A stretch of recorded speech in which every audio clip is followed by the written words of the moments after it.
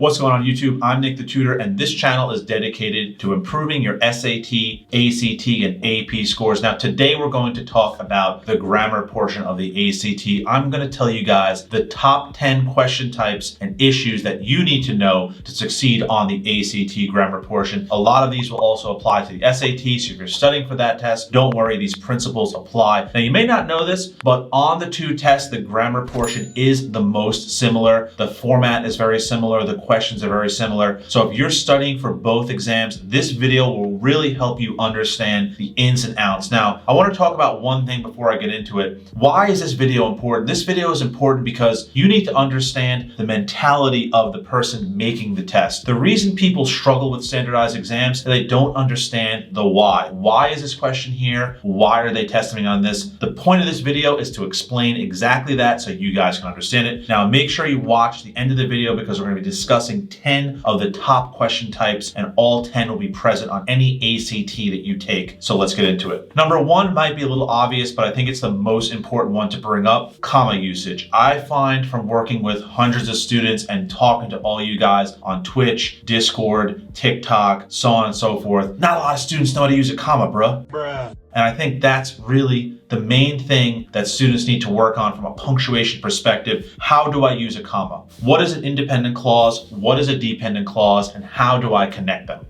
Commas are often used for lists. They're often used to separate independent and dependent clauses, as I previously stated. And they're also used to separate non-essential clauses such as a positive. So if I said something like Nick, comma, a tutor, comma, really enjoys grammar, that would be a correct usage of a comma. You need to learn those, memorize those for the test. Make sure you know it. Number two, let's get into it. Apostrophes. You're going to see several questions on the ACT or SAT that pertain to apostrophes. Sometimes you can refer to these questions as possessive versus plural, right? Because if you're talking about, say, the noun dogs, dogs with an S at the end of it is just going to be plural dogs, whereas dog apostrophe S is going to be dog possessive or singular possessive. You need to know the differences. You also need to know how this applies to its, whereas it is singular, it apostrophe S is it is actually a conjunction, and then you have its ITS, which shows possession. I know that's a little bit confusing. Memorize it, get it down, so important. All right, number three, piggybacking on number one, which was commas, we have semicolons and colons. Many students don't know the difference between the two. You have to learn that. It's going to pertain to probably somewhere between 3 and 4 questions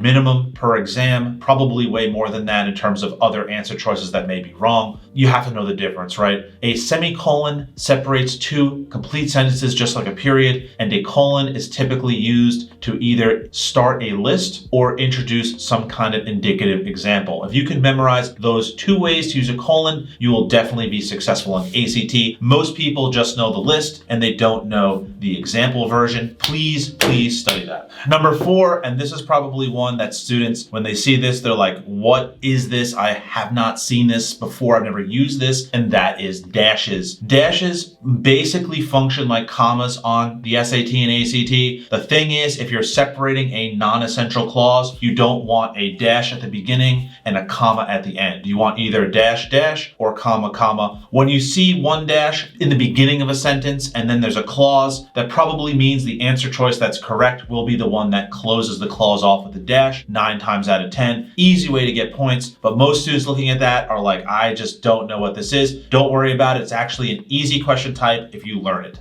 All right, so number 5, end of sentence punctuation, and that's when we're talking about periods, question marks, and exclamation points. Now, let's just address one thing. Question marks, exclamation points, not super popular on the SAT or ACT, but they do come up from time to time, so you probably should know how to use them. Basically, the key to this is you have to understand the difference between an independent clause and a dependent clause. You need to be able to identify a complete sentence when you see one, because then you can correctly place a period when you need to. The thing that I noticed about most students is that when, complete sentences are an answer choice A, where they're the no change, students oftentimes look for something to change about that. If you're able to identify a correctly fully structured, complete sentence, you will get those right. If you're not, you're probably going to get those wrong. So make sure to learn those rules. All right, let's talk about number 6, subject versus object pronouns. Now, why are these important? You have to know where to use subject pronouns, where to use object pronouns, and then that relates to understanding what is a subject and what is a direct object. Now, the key here and the question type you're most often going to see is going to be who versus whom. And you're probably thinking, a lot of students say, well, I thought whom was more so to sound stately or smart or something like that. It's actually not. Who is a subject pronoun, whom is an object pronoun, just as he is a subject pronoun and him is an object pronoun. You would say he threw the ball to him. You would also say who threw the ball to whom if you were phrasing that as a question. If you think about it that way, that's a really easy trick to get those correct. All right, let's talk about number 7, and that is pronoun agreement. Now, we went over subject versus object pronouns. I want to talk about pronoun agreement. Now, pronoun agreement is important because you need to make sure that the pronoun that you're using agrees in number with what you're talking about. Now, one of the tricks is a lot of times they will have a pronoun that's misplaced. So you could say something like Tom, Brian, and Roger were playing basketball. He is really good. Now, you don't know what the correct answer is there because you had 3 male nouns and now you're just using a singular male pronoun. We're not specifying who is good at basketball. That is a common mistake of the test. Make sure you know it.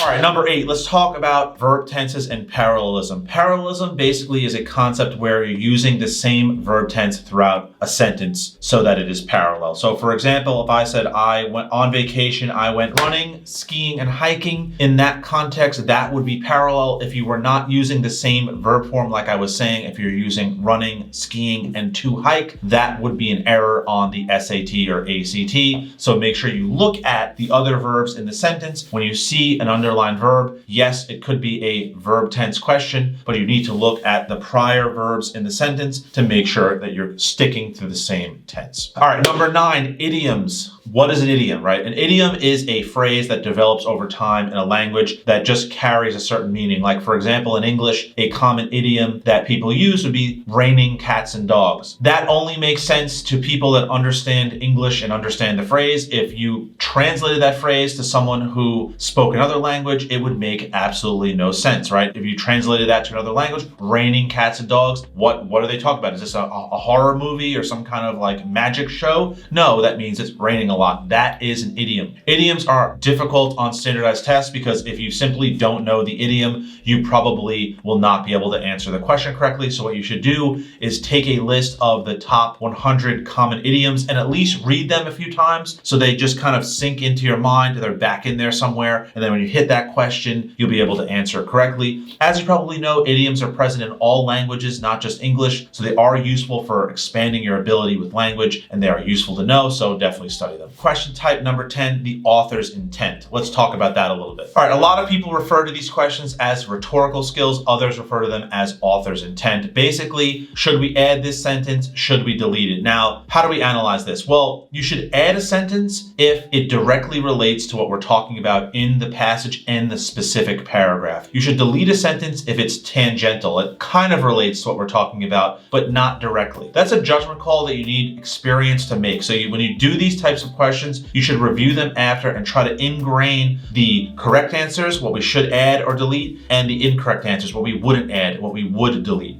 These are difficult, right? They take some time, but what you need to do is understand the style of tests. When you understand what the ACT and SAT reward and what they don't reward, then you can answer them better, right? For example, the SAT and ACT reward being concise, using direct language and not fluffing things up. So if they ask you, should we delete this, and it's just a bunch of fluff, you delete it, right? So understanding the test, the logic, and the mentality of the people making it enables you to get these questions correct. And as I stated before, that's how you improve your score and that's how you master the SAT or ACT. If you want another video on SAT, ACT strategies, check this one out here.